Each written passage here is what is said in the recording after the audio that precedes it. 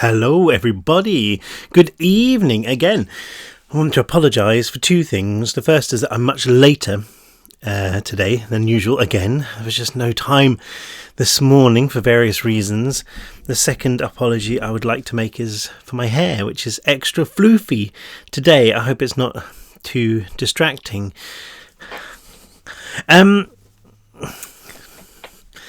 got a mind of its own. We are in death sentence.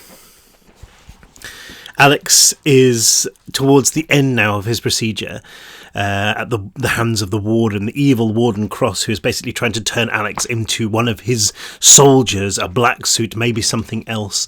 His whole body has been turned into one great big slab, like a smorgasbord, of muscle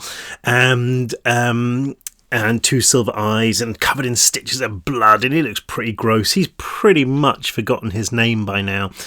He's also got this real horrible kind of urge to kill anyone who he perceives as weak, including his memory of his previous self. And he's been having dreams about getting rid of this kind of version of himself that he now detests because it was so weak, or at least he thinks it was so weak. And the warden is about to test his creation to see if Alex, or the thing that used to be Alex, can pass the test. Still have a cough, obviously, because I had a cough for like the last 10 bazillion years. Okay. The test. Something was dripping on my face, and it was driving me insane. I snapped open my eyes, saw that the world was made of silver.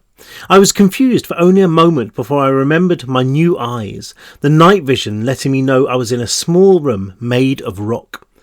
At first I thought I was back in the hole, in solitary confinement, until I looked to the side and saw a narrow passageway leading off into shadows. Another trickle of water brushed down my cheek and made my whole face itch. Looking up, I saw a hatch embedded in the rock, maybe 10 metres above my head. Even as I watched, two more globules peeled their way loose from the metal and fell. Every detail perfectly sharp as they danced, then merged with one another. Platinum teardrops against the dark stone. I went to move out of their way, but a cold grip on my wrists stopped me. Manacles bolted into the wall. What was going on? I thought back, remembered the warden's last words, "Let the test begin." What kind of test was this? Tugging on my chains did nothing but almost deafen me in the small space. I waited for the echoes to die out before searching the floor for a key. The cracks in the rock were laid out like a spiderweb of light, and there was nothing there but my own bare feet. I noticed the scars on my skin and remembered the surgery, the way my torso had looked the last time I'd seen it. I don't know how long had passed since the wheezer had sent me to sleep, but it must have been a while because the pain had vanished completely. And the warden was right. There had been no more nightmares. Something groaned above me, so loud that I felt my heart stutter through a couple of beats before finding its rhythm again. I clambered to my feet as the trickle of droplets became a steady flow, as if somebody had turned on a tap on the other side of the hatch. The groan came again, and this time I knew what it was. I felt gooseflesh erupt on my skin, and it had nothing to do with the freezing downpour that was already starting to form puddles in the rock. It was the sound that metal makes when it's under a huge amount of stress, the kind of stress that might come from an immense weight of water. Before the third groan died out, I'd wrapped the chains around my hands and was pulling on them with all my might. There was now a veritable waterfall sluicing down the narrow shaft, making the floor slippery and preventing me from getting a grip on the metal. Although the passageway next to me went that the water wasn't getting any deeper, I knew it was only a matter of time before the hatch gave out under pressure and I was crushed beneath a fist of white foam. Swearing at the top of my voice, I braced my leg on the rock and leaned back, tensing my arms and shoulders until I thought the muscles would burst through skin. I could feel the strength inside me, feel every fibre of my being put to work. It was power I had never dreamed of possessing. but it wasn't enough. The hatch groaned again, then one corner popped loose from its casing. I looked up in time to see a jet of water cut down the cell, slapping me hard enough to make me lose my footing. I scrabbled up, screaming in rage as another hinge snapped above me, and the jet became a blade. This time I wrapped the chains around my chest and turned away from the wall, pulling on them like I was hauling a cart. The adrenaline pulsed through my veins like acid, and I could feel the nectar in there too, giving me strength, urging me on. I wasn't going to die like this. Not that I finally had power at my fingertips. I wasn't going to die. I gritted my teeth so hard I thought they might snap, pushing my foot back into the join between floor and wall and putting my muscles to work. There was another groan, and I almost dropped earthwards, thinking it was the hatch finally giving way. But then I felt the chains stretch, and I knew that this time they had made the sound. I stopped for a second to recover my breath, then threw myself forwards again. The chains cut into my wrists, into my chest, but the pain was good, spurring me on. With the squeal of metal on rock, one of the bolts in the wall flew loose. Facing my strength alone, the other bolt didn't stand a chance, ripping out a head-sized chunk of stone as it surrendered. Momentum caused me to fly into the passageway, which probably saved my life. Above me, the world seemed to collapse in on itself, a sound like the sky falling. The floor trembled as the water struck it, but by that time I was running along the passageway at full tilt, my chains dragging behind me. My legs were like jackhammers, the silver cracks in the walls and floor flashing by like cat's eyes on a midnight motorway. I could feel the wind on my face, the sheer exhilaration of being able to run this fast, making me grin, despite the fact that death was right behind me. I risked a look over my shoulder, the unleashed river like a swirling torrent of mercury, gaining quickly, too quickly. I forced myself to run faster. There was nothing but rock ahead, no sign of a door or a junction or anything that might let me escape. I was stronger and faster than I had ever been, but my lungs were burning, my heart was threatening to burst its stitches, and I knew I couldn't go on like this forever. I felt the first cold tendrils of water on the back of my neck, the roar like some vast creature that saw its prey was trapped. I knew why it sounded so triumphant. It had held me in its teeth before, this river, an age ago. I had escaped, and now it wanted to finish the job. And it would. Up ahead, the passageway was sealed, a dead end of solid rock. I was strong, but there was no way I could pummel my way through it. Not before the seething mass of water ground me to a pulp against the stone. This wasn't a test. It was an execution. I thought of the warden, his cold laughter as I died, and the anger clawed its way up from my stomach. Uttering an animal cry of rage, I charged at the wall, my fists raised. The water was almost upon me, its cold fingers the touch of death. So this was how it would end. Crushed between the unstoppable force of the river and the immovable weight of the rock. I'd almost smashed into the end of the passageway when I noticed the tunnel angling upward. I reacted instantly, propelling myself off the ground and bracing myself in the narrow chute. The water flooded the space I'd occupied only moments ago with a sound like an atomic bomb being detonated, flecks of foam resembling pale talons reaching up for me. The river wasted no time in continuing the chase, bubbling up against the rock with frightening speed. Snatching in a lungful of air, I began to climb, my silver eyes picking out cracks and crevices in the rock and my massive arms pulling me up with ease. The heaving breath of the river made the stone slick and slippery, but every time I thought I'd lost my grip, I rammed my legs against the sides of the vertical tunnel, locking myself in place. The water was fast, but I was faster. I was going to outclimb it. And then the top of the shaft came into sight, sealed tight by a hatch. I vaulted up the last few metres with a grace that surprised me, leaping from side to side like an ape. Wedging my feet in opposite corners and hooking one hand into a crack in the ceiling, I reached up and felt the ring of metal. A single touch told me the hatch was solid steel, at least as big and as heavy as the one that had kept me in solitary confinement. The water was still rising, maybe 5 metres between its icy depths and me. I only had one chance. Furious, I bunched up my fist and threw it up at the hatch. I don't know what I'd been expecting, but the sound it made when it connected almost made me lose my footing. The crack of bone on steel and my cry of pain were twin echoes that dropped down the shaft until they were swallowed by the roar of the river. It felt like my hand had been put down a garbage disposal, the pain unbelievable, even when compared with everything else I'd been through. But when I looked at the hatch, I was amazed to see a dent in the metal, as though it had been struck by a sledgehammer. Grunting, I smashed my other fist against the hatch, this time causing the edge to buckle. I wrapped the heavy chains once around each hand and lashed out again and again, left, right, the steel barricade bending out of shape with each strike. The water reached my ankles, its touch seeming to drain all warmth from me. I gripped the ceiling harder, tensed my legs and my back to give my arm more leverage as it blasted upwards again. The hatch bent even further outwards, but still it didn't break. Past its warped edge I could see the flickering light of torches, and more than anything I wanted to be out there. I didn't want to die like this, swallowed whole by a beast of ice.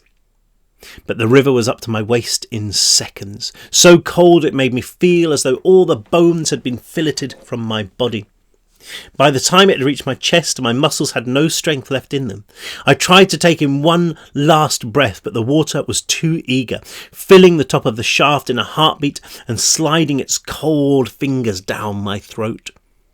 I choked, spasms ripping through my body as it fought for air, but there was none to be had. No air, no warmth, no strength.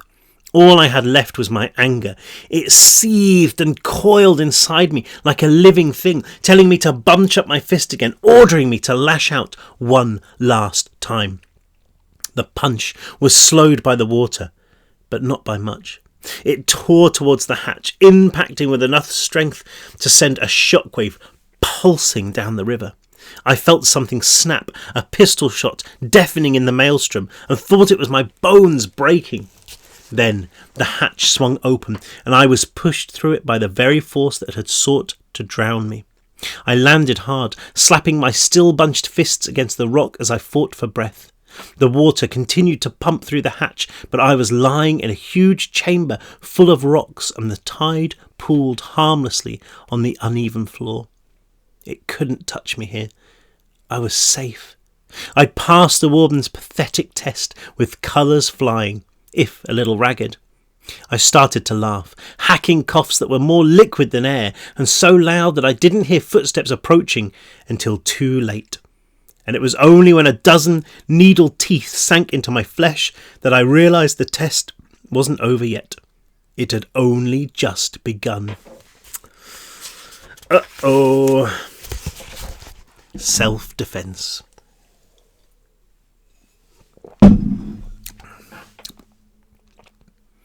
I kicked out, connecting with something soft and sending it reeling back. The needles slid from my flesh, but I barely felt them, my survival instinct forcing me to my feet in time to see a constellation of silver lights turning towards me. Rats. The chamber was full of them. The one I'd kicked shook itself like a dog, its long forelegs flapping limply from side to side. It wasn't particularly big, smaller than me, but its bulging jaw was packed full of teeth that glinted in the torchlight. It opened its maw and let loose a chilling scream that echoed around the large room. Then it charged, pounding across the wet rock and throwing itself at me. I threw up my arms to protect my face as the creature slammed into me. I felt its jaws lock around my wrist. We tumbled back, rolling into a pillar of rock that jutted out from the floor. Luckily, the rat took the brunt of the impact, the shock loosening its teeth from my flesh long enough for me to wrap a hand around its throat. It snarled, its entire body bucking against my grip, but I held on as tightly as I could. My knuckles were already starting to swell, the bones grinding against each other inside my torn skin, but I had no other weapons. Pulling back my chainmail fist like a spring, I unleashed another punch, this one catching the rat on the jaw. It sounded like a gun had been fired inside its throat, its head snapping around at an impossible angle and the convulsions becoming weak death throes. There was no time to gloat. I spun at the sound of claws on stone, saw a second rat hurtling my way. This one was so disfigured I couldn't tell what it had once been. Its skinny legs and body that of a dog, but its face too flat to be canine. Its hairless form glistened in the soft light, every strand of muscle flexing then contracting as it bounded this way. It was on me in seconds, straightening up from 4 legs to 2 and slashing at my chest with razor-sharp claws. I leaped out of its reach, preparing to turn and run, but before I could, I heard a growl behind me. Something slammed into my back, pushing me into the path of the rat. This time its claws raked my stomach, pulling loose stitches. I yelled out as the pain flared, but the sound was cut off by a filthy paw inside my mouth. It ripped at my jaw, jagged claws against my tongue as it pulled me to the floor. Then they were both on me, their hands like some monstrous machine tearing chunks of flesh from my torso. A long time ago, in another life, I would have lain down and died, but not now. I was the predator, not the prey. I was the hunter, not the meat. I bit down on the thing inside my mouth, feeling warmth gush into my throat. I spat it out, heaving in a breath before letting my rage explode from me as a guttural roar. It was a howl of animal fury, the cry of a killer, and the rats knew it. The first leaped off my chest, backing away with a feeble whimper. The other wasn't so lucky. Before the ghost of my battle cry had faded from the walls, I had my hands around its head. The first time I smashed it against the rock, it let out a squeal of pain. The second time, it was silent. By the 5th time, there was nothing left in my fingers but mush. I got to my feet, the nectar pumping me full of strength, full of anger. Arching my back, I let out another cry, this one tearing around the chamber like a demon. I had never felt so alive, so powerful. This was my domain, my territory. The second rat bolted, its razor-clawed feet skidding as it swung around the rocky pillar and vanished. I cracked my swollen knuckles, tightened the chains around them, then charged after it. Anything that tried to mess with me now would pay the price. I passed the pillar to see the floor moving. There must have been a whole nest of rats in here, almost a dozen of them, squirming across the rock. Most were clustered in one corner, and I soon saw why. Tied to a wooden post, like some sacrificial offering, was a figure far smaller than any of the rats, a boy whose face was a mess, but who was still familiar. I thought he was dead, but as the creatures turned to face me, the kid raised his head and opened his mouth. Even from across the other side of the chamber, I could understand what he'd said. "Help me!" I charged, too fast for the rat in front of me. Snatching it up in my giant hands, I hurled it across the room, its squeal dying out as it slammed into the main pack. It was like watching skittles fly, the creatures lurching to either side as they saw their brother dashed to pieces on the rock. I didn't give them a chance to get angry. I threw myself into their midst with my arms flailing. I caught one with a blow to the temple, hard enough to crack its skull. The second had its teeth in my shoulder before I could stop it, but pain was a distant memory, and I used my other hand to pull it loose, barely noticing that it took a strip of skin with it. I threw the creature at the wall, not needing to look to see whether it would get up again. The rats were starting to panic, crashing into each other as they scrabbled out of my way. I caught one by its hind legs, swinging it like a bat and taking down 2 more before launching it into the air. Before they could get to their feet, I had a knee on each of their backs, wrenching their heads up until their spines snapped. "Jesus, Alex, is that you?" said the kid, tied to the pole. I looked up from my killing ground, fixed him a glare that made him shrink back against his chains. "It's Ozzy, Simon's friend. Remember, help me, get me out of here." I heard the patter of feet behind me. The last 3 rats had closed ranks, charging forward as one. The 2 on the outside were savage but small, running upright. One must have had surgery on its arm, the overstuffed limb hanging uselessly from a narrow shoulder. The other had a monster's legs attached to its skinny torso. But the one in the middle was big and mean, every limb except its left leg stuffed with muscle, and its torso so huge it looked like it had been chiselled from rock. The creature limped, but that didn't stop it covering ground like a bear. None of them took their eyes from me, and I recognised the expression in their twisted faces. They were angry, they were furious, and it gave them strength. I ducked my head, and I charged, knowing that to show any kind of weakness would mean death. One of the smaller rats skidded to a halt, shaking its head and whimpering, but I didn't care. I kept the big one in my sights, never breaking eye contact with its silver gaze. Travelling as fast as I was, the distance between us shrank away in a split second, and we collided with a thump of flesh on flesh.